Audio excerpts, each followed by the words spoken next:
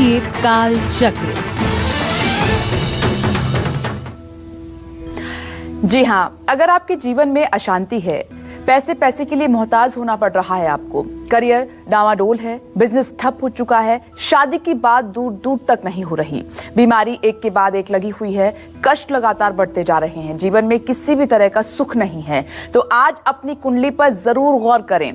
कहीं आपकी कुंडली में एक या इससे ज्यादा ग्रह अस्त तो नहीं है, क्योंकि बड़े से बड़े ग्रह का अस्त होना आपकी जिंदगी तबाह कर सकता है और आपका सुख चैन छीन सकता है।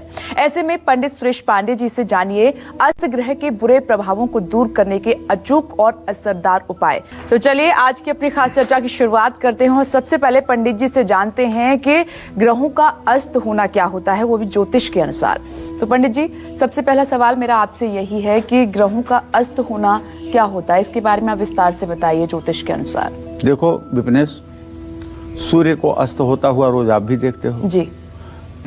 चंद्रमा को भी अस्त होता हुआ देखते हो। बिल्कुल।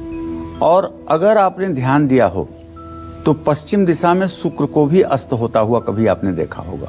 शुक्र भी एक लाल रंग के तारे की तरह दिखाई देता है और जो मतलब कि समयबद्ध तरीके से अस्त होता है। 3 ग्रह मनुष्य की आंखों से देखे जाते हैं कि उदय हो रहे हैं कि अस्त हो रहे हैं, लेकिन बाकी के जितने ग्रह हैं, राहु केतु को छोड़ करके शनि तक जो 7 ग्रह हैं, ये सब के सब सूर्य को छोड़ करके सब के सब अस्त होते हैं। 6 ग्रह ऐसे हैं जिनके साथ सूर्य जब हो जाता है तो 9 डिग्री से 12 डिग्री के बीच में जब किसी ग्रह के सानिध्य में आता है तो वो ग्रह अपने आप अस्त हो जाता है, और जब फिर सूर्य के डिग्री का अंतर होता है तो वो ग्रह उदय हो जाता है। जी। लग्न चंद्रिका में बहुत अच्छी बात लिखी हुई है। लग्न चंद्रिका ज्योतिष शास्त्र की एक पुस्तक है और जो लोग ज्योतिष के विशेष प्रेमी होंगे उन्होंने पढ़ा होगा।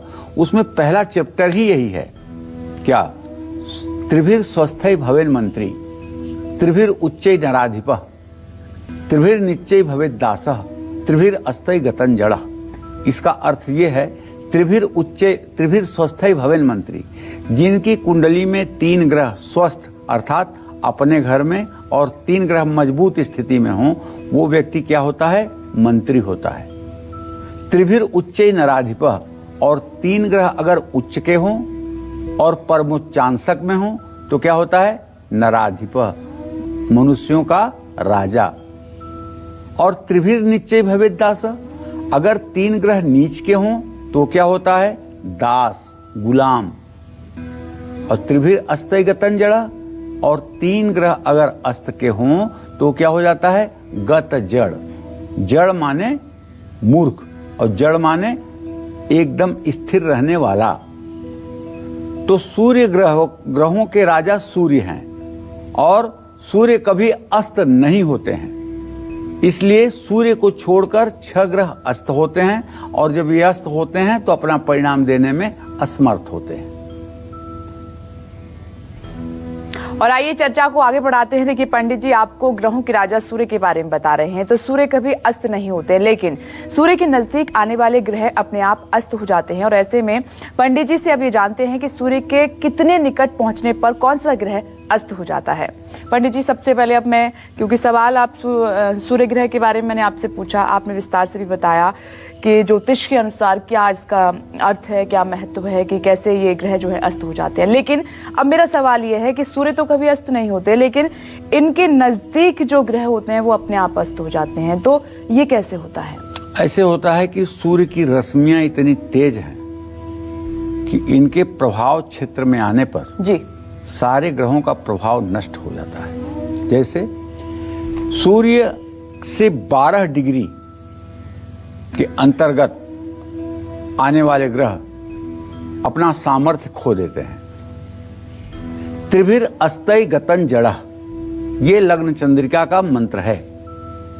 त्रिभिर अस्तै गतं जड़ः, यही एक ऐसा योग है जिसमें पैदा होने वाले बच्चे मंगोल होते हैं, जिनकी गर्दन अपने से नहीं उठ पाती है, जिनके हाथ पैर नहीं एक्टिवेट हो पाते हैं, जो बोल नहीं पाते हैं, जिनका मुंह हर समय खुला हुआ रहता है, और ये लोग काफी दिनों तक जीवित भी रहते हैं। माता पिता के लिए हर क्षण हर पल ऐसे बच्चे मानसिक संताप देते हैं।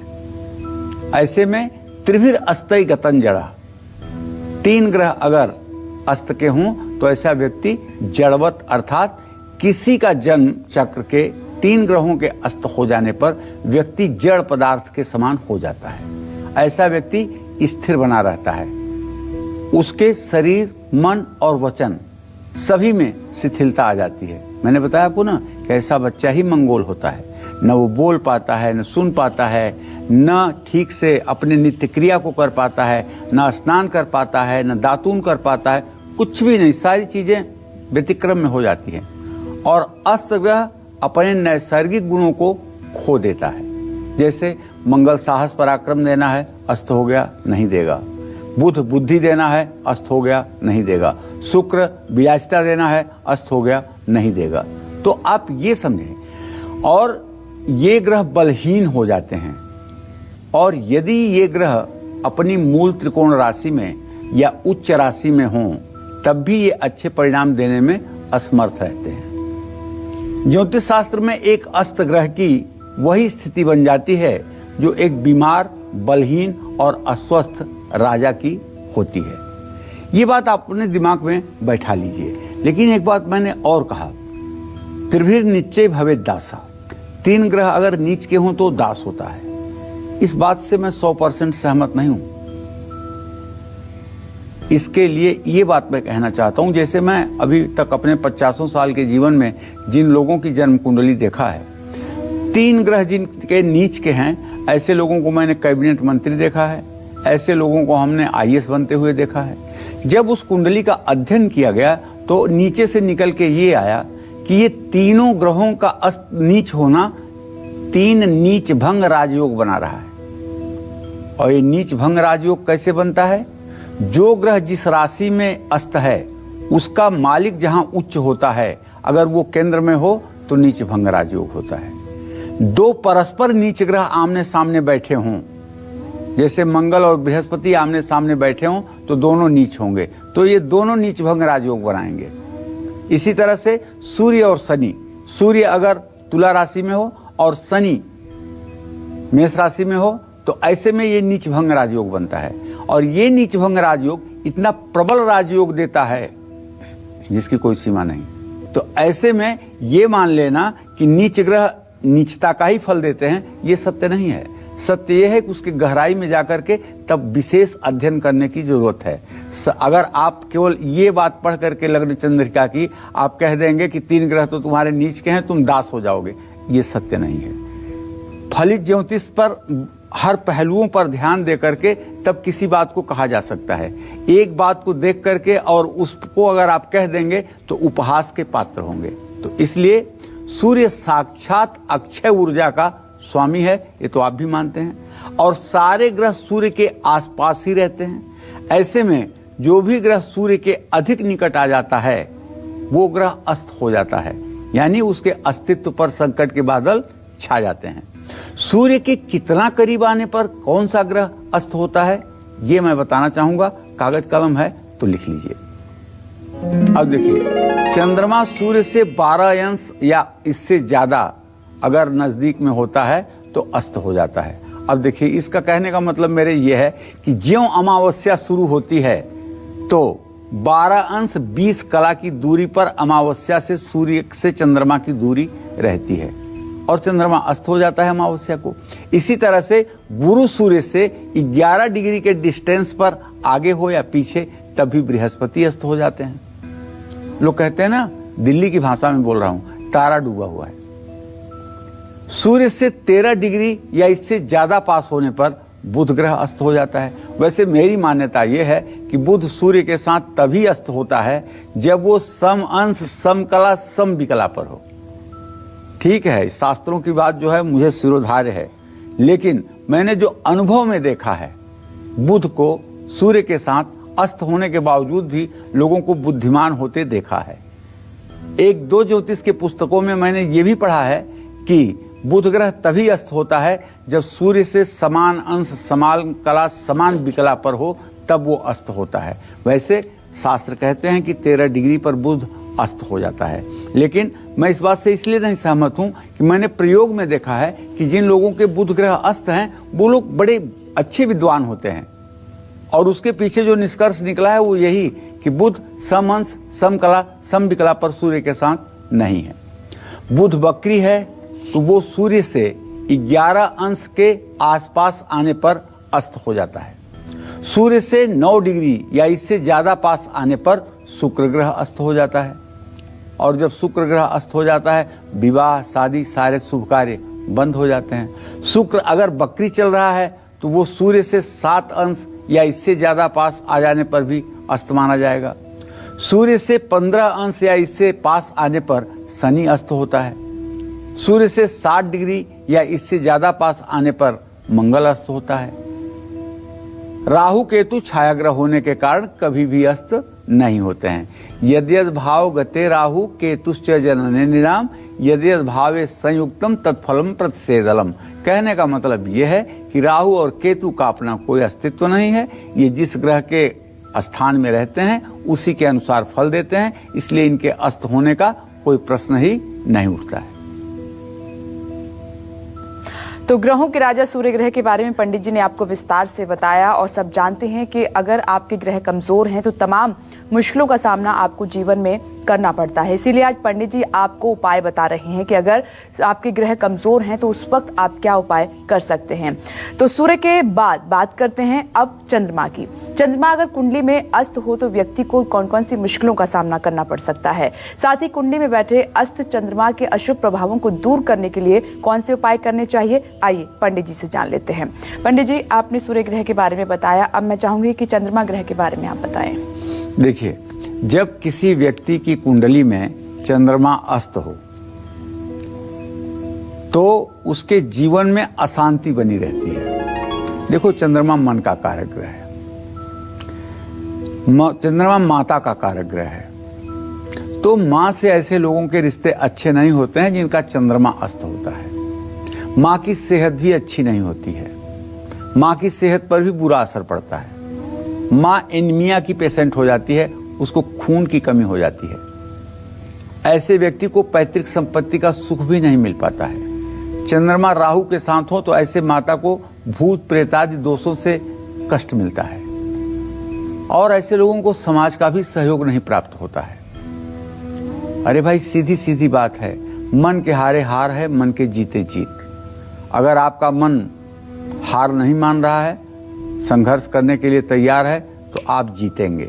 और अगर आपके मन ने हार मान ली, धनुष रख दी, तो आप हार गए, आप जिंदगी की बाजी हार गए। अस्त चंद्रमा अगर अष्टम या अष्टमेश के साथ हो तो व्यक्ति काफी समय तक डिप्रेशन में भी रहता है। अरे, डिप्रेशन में तो तब भी रहता है जब चंद्रमा के ऊपर शनि की दृष्टि हो। डिप्रेशन में तो तब भी रहता है जब चंद्रमा को शनि और राहु के बीच में देखा जाए। ये अवसाद की स्थितियां तो बहुत कारणों से बनती हैं, इसलिए सिर्फ यही एक कारण जो है इसके लिए दोषी नहीं है। चंद्रमा का ठीक होना व्यक्ति के जीवन में अत्यंत महत्वपूर्ण है। चंद्रमा के अस्त होने पर अलग अलग तरह के रोग उत्पन्न होते हैं, जैसे एनीमिया तो सबसे पहले, फेफड़े की शिकायत, बचपन में निमोनिया, मानसिक उन्माद, तनाव, पागलपन, अनिद्रा, अस्थमा, ये सारी बीमारियां चंद्रमा से ही लगती हैं। तो भाई, इसके लिए हमारे शास्त्रों में क्या कहा गया है कि हर रोज आप जब चंद्रमा उदय हो तो कम से कम 1, 2, 3 मिनट आप चंद्रमा को देखें, और किसी भी कीमत पर शिवलिंग पर जल, दूध, बेलपत्र अर्पित करें और शिवलिंग का स्पर्श करके अपने हाथ को अपने माथे पर लगाएं। महामृत्युंजय मंत्र का नियमित जप करें। अगर आप महामृत्युंजय मंत्र का 10 माला नियमित जप करते हैं तो 150 दिनों के बाद चंद्रमा का अशुभ प्रभाव आपके जीवन से कम हो जाएगा। और हर सोमवार को 2 पैकेट दूध, 1 पैकेट चावल, 1 पैकेट चीनी किसी शिव मंदिर में पुजारी को देकर आग्रह करें कि इस चावल और दूध से आप और आपका परिवार खीर बनाकर खा ले। यह उपाय अगर 5 बार कर दिया गया तो निसंदेह चंद्रमा का दुष्प्रभाव कम होगा। अपने गले में एक चांदी की चेन पहन सकते हैं आप, या चांदी का कड़ा दाहिने हाथ पर धारण कर सकते हैं। और चंद्रमा के अशुभ प्रभाव को दूर करने के लिए चांदी के गिलास में पानी पी सकते हैं, या अपनी माँ को चांदी के थाली में भोजन कराना शुरू कर दीजिए, चांदी के गिलास में माँ को दूध पिलाना शुरू कर दीजिए, तो चाहे जितना चंद्रमा आपका खराब होगा वो ठीक हो जाएगा। दूध और दूध से बनी हुई चीजों का ज्यादा से ज्यादा ऐसे लोगों को सेवन करना चाहिए, और किसी बुजुर्ग महिला या माँ से आशीर्वाद लेकर के ही रोज घर से निकलना चाहिए। और पूर्णिमा के दिन देसी घी की ज्योति लगाकर चंद्रमा को अर्घ देना चाहिए। 2 मुखी रुद्राक्ष गले में धारण करने से भी चंद्रमा की प्रसन्नता बनती है। देखिए, कुल मिलाकर के ये कहूँ कि अगर केवल चंद्रमा के बारे में बताऊं कि चंद्रमा क्या क्या बिगाड़ सकता है, क्या क्या बना सकता है, तो इसके लिए भी 1 घंटा कम है। लेकिन आप ये मान लीजिए, मन से संबंधित जितना भी रोग होता है, आपकी सोच से संबंधित जितना भी रोग होता है, वह सिर्फ और सिर्फ चंद्रमा के कारण होता है, चंद्रमा की कमजोर परिस्थितियों के कारण होता है। और चंद्रमा को ठीक करना है तो भोलेनाथ को ठीक करिए, अपनी माँ को प्रसन्न करिए, चंद्रमा ठीक हो जाएगा। तो पंडित जी ने आपको चंद्रमा ग्रह के बारे में बताया कि अगर आपका चंद्रमा ग्रह कमजोर है तो आप किस तरह की मुश्किलों का सामना कर सकते हैं। तो आज का जो हमारा एपिसोड है बहुत खास है, क्योंकि आज पंडित जी आपको महा उपाय भी बता रहे हैं कि अगर आपके ग्रह कमजोर हैं तो आपको चिंता करने की बिल्कुल भी आवश्यकता नहीं है। पंडित जी जो उपाय आपको बता रहे हैं वो मात्र आपको नोट करने हैं और उनको करना है। चलिए, कुंडली में अस्त मंगल, अस्त बुध, अस्त गुरु, अस्त शुक्र और अस्त शनि आपको कौन कौन सी परेशानियां और कष्ट दे सकते हैं, साथ ही इन कष्टों से मुक्ति पाने का क्या है सरल उपाय, ये हम सब जानेंगे पंडित जी से। लेकिन एक छोटे से ब्रेक के बाद आप बने रहिए हमारे साथ और देखते रहिए कालचक्र। आपकी कुंडली के अस्त ग्रह आपके भाग्य को भी कर सकते हैं अस्त। जानने के लिए देखिए कालचक्र।